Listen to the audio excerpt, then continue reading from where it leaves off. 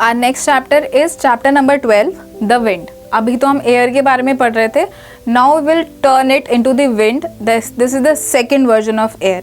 अभी हम ये समझेंगे कि विंड एक्चुअली होती क्या है. हम एयर को अपने आसपास फील नहीं कर सकते, लेकिन विंड को हम फील कर सकते हैं. कैसे? जब विंड बहुत तेज़ चलती है, हमें पता चलता है कि हाँ कपड़े उड़ रहे हैं, पेड़ पौधे हिल रहे हैं, तो हमें समझ आता है कि एक्चुअली एयर एग्जिस्ट करती है और ये ही विंड का फॉर्म ले लेती है जब वो और तेज़ फॉर्म में चलती है. We can feel air only when it moves. जब वो मूव करेगी तो ही हम उसे फील कर सकते हैं. The moving air is called wind. Sometimes the air blows slowly. This slow moving air is called breeze. यहाँ पे दो वर्ड्स हैं, एक है विंड, एक है ब्रीज. विंड जो है बहुत तेज़ चलने वाली हवा होती है जिसे हम फील कर सकते हैं बहुत अच्छे से. ब्रीज जो होती है वो बहुत स्लो पेस पे चलती है, उसकी कोई बहुत ज़्यादा स्पीड नहीं होती. और यही रीज़न है कि जब हम ब्रीज को फील करते हैं तो वो बहुत एक लाइट एरिया में चलती है. Moving air make things work. कैसे वर्क करती है? फॉर एग्जाम्पल आप यहाँ पे देख सकते हो, दो इमेजेस दी हैं. One is for the parachute and other one is for the kite flying. जब हम काइट फ्लाइंग करते हैं तो हमें हवा की ज़रूरत होती है, राइट. और जब पैराग्लाइडिंग या पैराशूट ऐसी एडवेंचरस एक्टिविटीज़ की जाती है तो उसके लिए भी हवा का जो रुख है, जो डायरेक्शन है, वो बहुत मैटर करता है. Wind blows in a definite direction. एक डेफिनेट डायरेक्शन में वो चलती है. And wind has both the speed and the direction. Wind जो है अपने डायरेक्शन के थ्रू या तो बहुत स्पीड से, और अगर वो धीरे चल रही है तो वो ब्रीज में कन्वर्ट हो जाती है. Wind has definite direction. Wind का एक प्रॉपर डायरेक्शन होता है. एयर का कोई डायरेक्शन नहीं है, लेकिन विंड जब चलती है तो वो एक प्रॉपर डायरेक्शन में चलती है, प्रॉपर वेव्स में चलती है. To know the direction of the wind you can perform a simple experiment. Now you have to perform a experiment, जैसे कि हमने पिछले और चैप्टर्स में परफॉर्म किया है.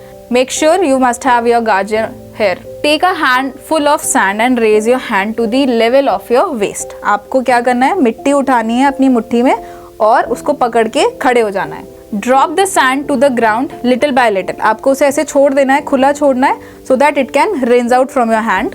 Observe the direction in which the sand falls. अब जैसे जैसे जो रेत है, जो मिट्टी आपके हाथ से फिसलते हुए जा रही है, तो वो किस डायरेक्शन में जा रही है, that you have to identify. The direction of a sand fall shows the direction of the wind. आपको जैसे ही पता लगेगा कि फॉर एग्जाम्पल विंड यहाँ से विंड निकलते हुए सॉइल निकलते हुए जा रही है, मिट्टी निकल रही है, तो वो जिस भी डायरेक्शन में जा रही है विंड भी उसी डायरेक्शन में जाएगी. When the wind is very strong, we find very difficult to run or even walk against it. जब भी हम किसी ऑपोजिट डायरेक्शन में जाने की कोशिश करेंगे विंड के, तो वो हमारे लिए पॉसिबल नहीं है. We can tell the direction of the wind by looking at a wind sock, weathercock or a wind vane.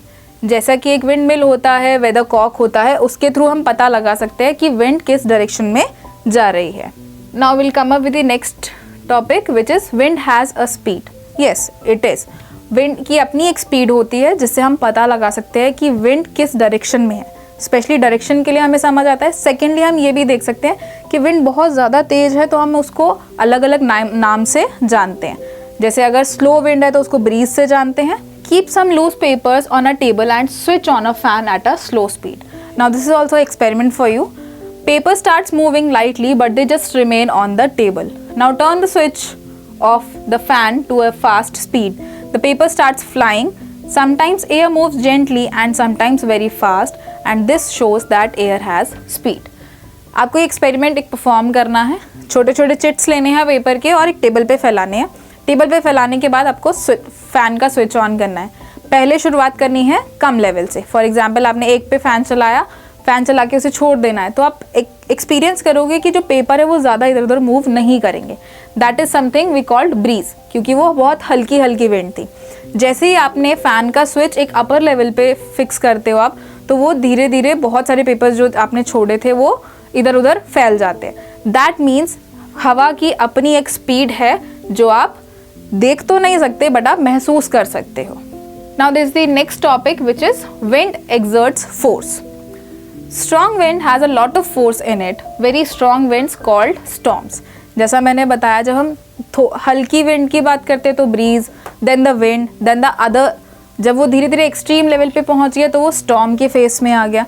तो यहाँ पे आपको नाम याद करने हैं कि विंड को अलग अलग नामों से जाना जाता है on the basis of its speed. Storms are very harmful for us and they uproot trees and poles. They can damage buildings, bridges, towers and crops. ऐसा बहुत जगह आपने देखा होगा या बहुत सारी मूवीज़ में देखा होगा या न्यूज़ में देखा होगा कि इस तरीके की स्टॉर्म जब चलती है तो बहुत ज़्यादा नुकसान होता है, लोगों के घर ख़राब हो जाते हैं, ट्रीज़ गिर जाते हैं बिल्कुल रूट से निकल के, तो कहीं ना कहीं वो हमारे लिए एक नुकसान वाली चीज़ है। Very strong wind cause storms at sea, it can make ship and boats sink. The force of wind can also be made helpful for us.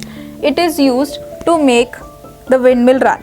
Windmills are used to grind grains or to pump water and make electricity. Windmills एक ऐसे source of energy कह सकते हैं जिसकी वजह से grains को grind करना हो गया, electricity produce करना हो गया, और उसके साथ साथ wind की क्या speed है वो भी हम उससे measure कर सकते हैं. That's why it's called windmills. The force of wind is also used to sail boats or small ships. The force of wind also makes gliders glide. Gliders glide यानी कि जो gliders होते हैं उनको चलने में help करते हैं, उनको एक wind जो है force दे देती है. It also helps to fly kites and birds to fly. Wind helps in drying processes also. Drying process, जब हम कपड़े सुखाने बाहर डालते हैं और हवा अच्छी चल रही है तो that means हमारे कपड़े सूख जाते हैं. तो wind क्या है, wind एक कहीं ना कहीं हमें help भी कर रही है. Wet clothes dry very soon in a windy day. Wind carries some seeds to far off places and these seeds grow in new plants under favorable conditions.